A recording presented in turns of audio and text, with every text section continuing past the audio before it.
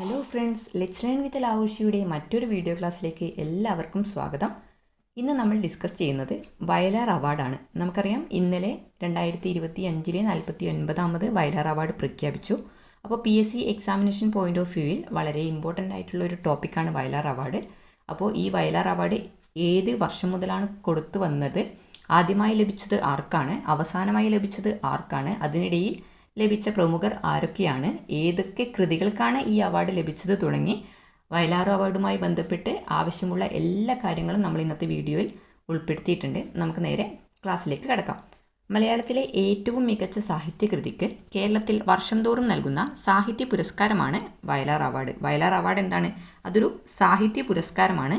കേരളത്തിൽ എല്ലാ വർഷവും കൊടുക്കുന്ന ഒരു സാഹിത്യ പുരസ്കാരമാണ് വയലാർ അവാർഡ്. കവിയും ഗാനരചയിതാവുമായ വയലാർ രാമവർമ്മയുടെ സ്മരണയ്ക്കായി വയലാർ രാമവർമ്മ മെമ്മോറിയൽ ട്രസ്റ്റ് 1977 ഇത് സ്ഥാപിച്ചത്. വയലാർ രാമവർമ്മ മെമ്മോറിയൽ ട്രസ്റ്റാണ് ഇത് സ്ഥാപിക്കുന്നത്. ഏത് വർഷം? 1977.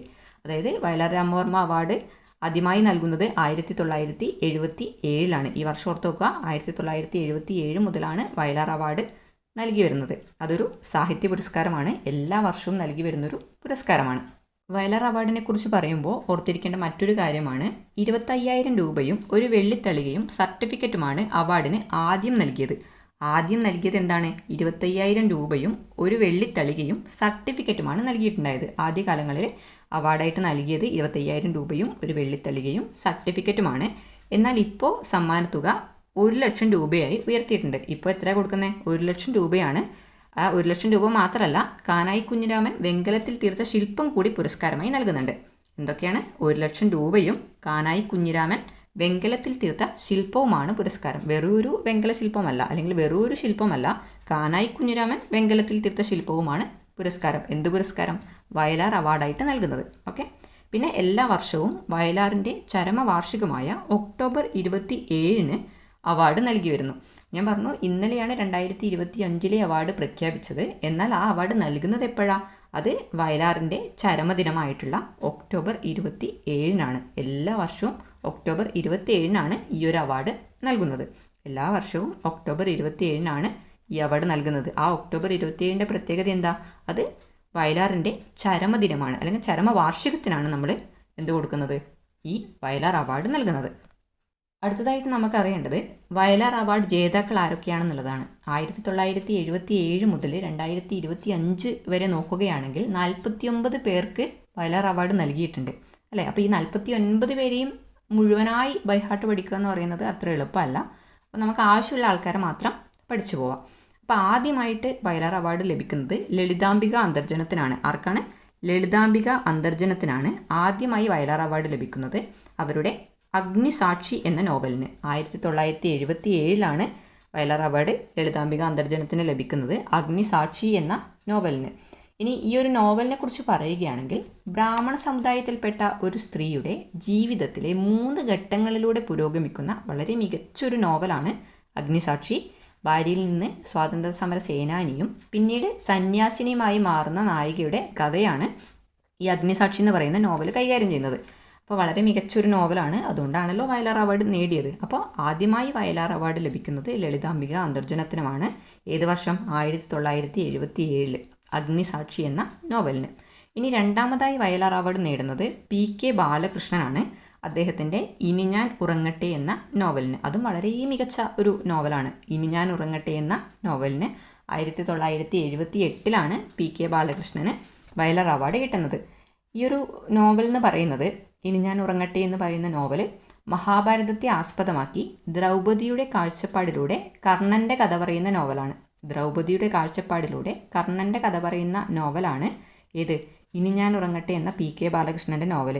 ഇത് കുരുക്ഷേത്ര യുദ്ധത്തിൻ്റെ അവസാന ഭാഗത്താണ് ഈ നോവൽ ആരംഭിക്കുന്നത്. അതായത് കുരുക്ഷേത്ര യുദ്ധം അവസാനിക്കുന്നു, അതിനുശേഷം ദ്രൗപദിയുടെ കണ്ണിലൂടെ കർണൻ എന്താണെന്ന് പറയുന്നതാണ് ഈ ഒരു നോവൽ. വളരെ മികച്ചൊരു നോവലാണ് PK ബാലകൃഷ്ണൻ എഴുതിയ ഇനി ഞാൻ ഉറങ്ങട്ടെ. പറ്റുമെങ്കിൽ വായിച്ചു നോക്കാം.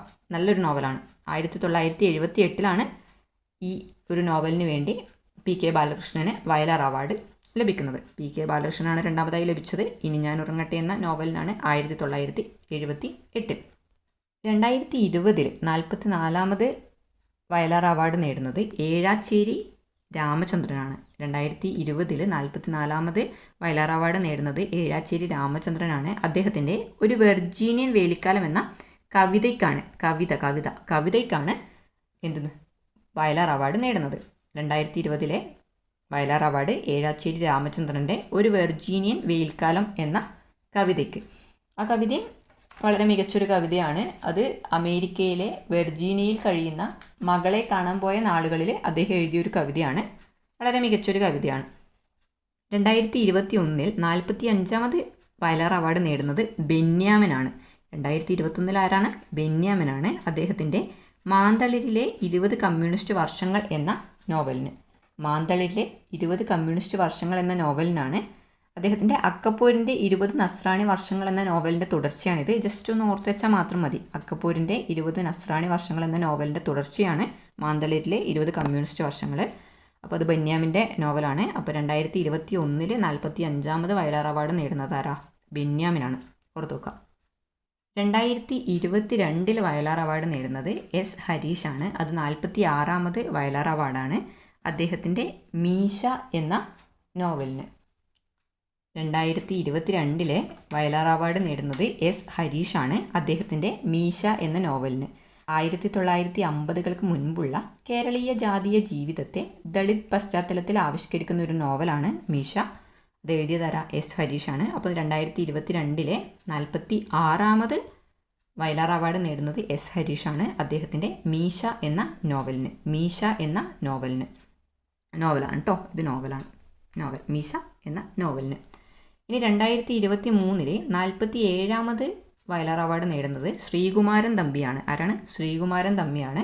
അദ്ദേഹത്തിൻ്റെ ജീവിതം ഒരു പെൻഡുലം എന്ന ആത്മകഥയാണ്. അപ്പോൾ 2023 വയലാർ അവാർഡ് നേടുന്നത് ശ്രീകുമാരൻ തമ്പിയാണ്. അദ്ദേഹത്തിൻ്റെ ജീവിതം ഒരു പെൻഡുലം എന്ന ആത്മകഥ. ഇതും അദ്ദേഹത്തിൻ്റെ ജീവിതവുമായിട്ട് ബന്ധപ്പെട്ടതും അതുപോലെ 20ാം നൂറ്റാണ്ടിലെ കേരളത്തിൻ്റെ അവസ്ഥയൊക്കെ പറയുന്ന ഒരു സ്വന്തം ആത്മകഥയാണ്.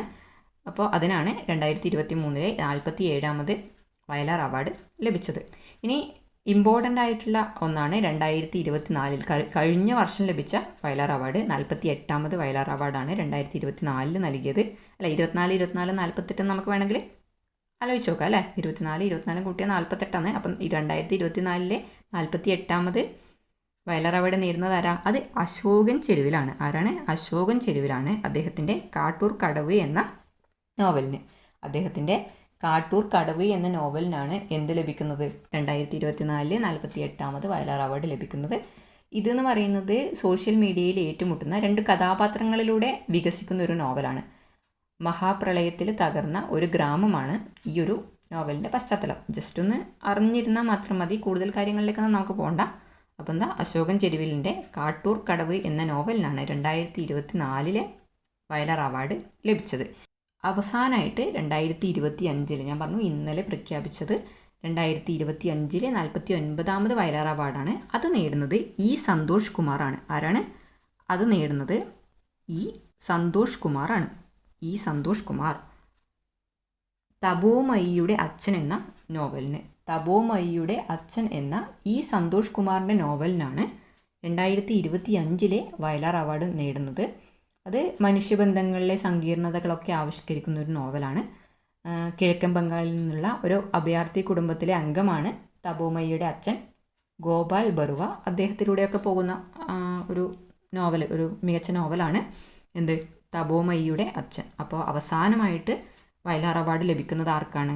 അത് നമ്മുടെ ഇ സന്തോഷ് കുമാറിനാണ്. അദ്ദേഹത്തിൻ്റെ തപോമയിയുടെ അച്ഛൻ എന്ന നോവലിന്. അപ്പോൾ ഇതിൽ നമ്മൾ ഏറ്റവും ഇമ്പോർട്ടൻ്റ് ആയിട്ട് ഓർത്തിരിക്കേണ്ട ഒന്നെന്ന് പറയുന്നത് ആദ്യം ലഭിച്ചത് 1977 ലഭിച്ചത് ആർക്കാണ്? ലളിതാംബിക അന്തർജനത്തിനാണ്. അഗ്നിസാക്ഷി എന്ന നോവലിനാണ്. 1978 രണ്ടാമതായി ലഭിക്കുന്നത് PK ബാലകൃഷ്ണനാണ്. അദ്ദേഹത്തിൻ്റെ ഇനി ഞാൻ ഉറങ്ങട്ടെ എന്ന നോവലിനാണ്. പിന്നെ അവസാനത്തെ 4 വർഷങ്ങളിൽ ലഭിച്ച ആൾക്കാരെ കൂടി നമ്മൾ ഓർത്തിരിക്കുക. അതിനൊരു കോഡുണ്ട്. ഹരിശ്രീ അശോകൻ സന്തോഷിപ്പിക്കുന്ന ആലോചിച്ചാൽ മതി. നമുക്ക് ഹരിശ്രീ അശോകൻ അറിയാം അല്ലേ? ആക്ടറായിട്ടുള്ള ഹരിശ്രീ അശോകൻ എല്ലാവർക്കും അറിയാം. അപ്പോൾ ഹരിശ്രീ അശോകൻ കോമഡിയൊക്കെ റോള് ചെയ്യുന്ന ഒരാളാണ് അല്ലേ. അപ്പോൾ കോമഡി കാണുമ്പോൾ നമുക്ക് എന്താ ഭയങ്കര സന്തോഷമാണ്, നമുക്ക് ചിരി വരും, സന്തോഷം വരും. അപ്പോൾ ഹരിശ്രീ അശോകൻ സന്തോഷിപ്പിക്കുന്ന ആലോചിച്ചാൽ മതി. ഹരി ആരാ? എസ് ഹരീഷ്. ശ്രീ ആരാ? ശ്രീകുമാരൻ തമ്പി. അശോകൻ ആരാ? അശോകൻ ചെരുവിൽ. സന്തോഷിപ്പിക്കുന്നുള്ളതിൽ ഇ സന്തോഷ് കുമാർ. അപ്പോൾ 2022 ആരാ? എസ് ഹരീഷാണ്. 2023 ശ്രീകുമാരൻ തമ്പിയാണ്. 2024 ആരാ? അശോകൻ ചെരുവിലാണ്. 2025 അവസാനമായിട്ട് ഇ സന്തോഷ് കുമാർ. ഹരിശ്രീ അശോകൻ സന്തോഷിപ്പിക്കുന്ന ആലോചിച്ചാൽ മതി. അവസാനത്തെ 4 ആൾക്കാരെ കിട്ടും. അപ്പോൾ ഇത്രയും കാര്യങ്ങളാണ് വയലാർ അവാർഡുമായിട്ട് ബന്ധപ്പെട്ടിട്ട് ഇമ്പോർട്ടൻ്റ് ആയിട്ട് പറയാനുള്ളത്. അപ്പോൾ എന്തായാലും വയലാർ അവാർഡ് നോക്കിയിട്ട് പോകണം. അടുത്ത എക്സാമിന് ഒരു ചോദ്യം എന്തായാലും നമുക്ക് പ്രതീക്ഷിക്കാം. 2024 2025 ചോദിക്കാം. നന്നായി പഠിക്കുക.